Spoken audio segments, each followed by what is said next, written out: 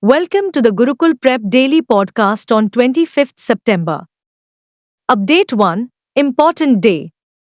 World Pharmacists Day, September 25. World Pharmacists Day is observed on 25th September each year to highlight pharmacists' contributions to global health improvement. Pharmacists play an essential role in healthcare by assuring safe and effective pharmaceutical usage, offering patient counseling, and supporting healthcare systems in various ways. The International Pharmaceutical Federation, FIP, launched World Pharmacists Day in 2009 to highlight and celebrate pharmacists' contributions to world health. This year's theme is Pharmacists Meeting Global Health Needs. Update 2. Important Day. Antyodaya Divas, 25th September. Every year on 25th September, India commemorates Antyodaya Divas, the birth anniversary of Pandit Deen Dayal Upadhyaya. It is a day to remember and celebrate his life and legacy, as he was a key player in Indian political history. He was a founding Bharatiya Jana Sangh (BJS) member and a Rashtriya Swayamsevak Sangh (RSS) theorist. Upadhyaya is also known for his efforts to uplift the poor and less fortunate, and so his birth anniversary is celebrated on Antyodaya, which means rising of the last. Update 3. Agreement. India to get first national security semiconductor fabrication plant as part of collaboration with US. In a groundbreaking collaboration with the United States, India will receive its first national security semiconductor production factory to develop chips for use in both countries' military hardware and crucial telecommunication networks and electronics. The massive India's collaborative initiative was unveiled during talks between Prime Minister Narendra Modi and US President Joe Biden in Wilmington. The two leaders hailed the first ever India's semiconductor fabrication partnership as a watershed arrangement. Update 4. Appointment. Kalikesh Singh Deo elected National Rifle Association of India President.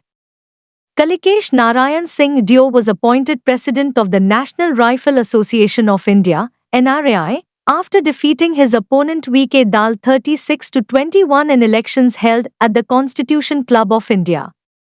Kalikesh, a former Odisha MP, was in charge of the NRAI's day-to-day operations after the position became empty last year due to Raninder Singh's resignation under the government's National Sports Code, NSC.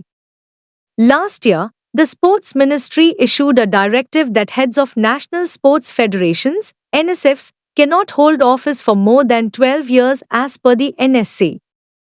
Update 5. Appointment. KVS Manian assumes office as Federal Bank CEO. Federal Bank, a private sector lender, has appointed KVS Manian as its new managing director and CEO. Manian would fill the gap left by the retirement of the incumbent, Shyam Srinivasan, who has effectively headed the bank since September 2010. Significantly, the Federal Bank statement, which was not credited to anyone, did not mention Srinivasan's retirement on 23 September or his contributions to the bank during the previous 14 years. Manian, who was with Kotak Mahindra Bank for over 2.5 decades, has a proven track record in the banking industry. Update 6. Awards. Odisha swimmer Pratyasha Ray to get Eklavya Puraskar. According to an official, Pratyasha Ray, a budding swimming star, has been selected for the coveted Eklavya Puraskar in 2024. Ray won 6 medals, 4 golds, 1 silver, and 1 bronze at the Khelo India University Games in Guwahati in February. At a meeting, Ray was unanimously selected for the coveted award by the Eklavya Puraskar Committee, which included jury members from several sectors. Ray will be awarded a cash prize of 7 lakh rupees, an increase from the previous 5 lakh rupees, along with a citation at a ceremony to be held later. Update 7. International. India's triumph in reclaiming to 97 antiquities from the US. The illegal trafficking of cultural property is a long-standing problem that has impacted many cultures and countries across history. This issue has particularly plagued India, smuggling many artifacts out of the nation. During Prime Minister Narendra Modi's continuing visit to the United States, 297 antiques were given to India. This takes the total number of antiquities recovered by India since 2014 to 640. The total number of antiquities returned from the USA alone will be 578. Update 8. National Lapta Ladies is India's official entry to Oscars 2025. The Film Federation of India has announced that Kiran Rao's Lapta Ladies will be India's official entry to the Oscars in 2025. The Hindi film, a light-hearted parody of patriarchy, was picked from 29 contenders, including Bollywood smash Animal, Malayalam National Award winner Attam, and Cannes winner All We Imagine as Light. The 13-member select committee, led by Assamese director Janu Barua, unanimously selected Lapta Ladies, produced by Amir Khan and Rao, for consideration in the Best International Picture category at the Academy Awards. Update 9. Schemes and Committees. Mana Village selected for Landmark Tribal Development Scheme.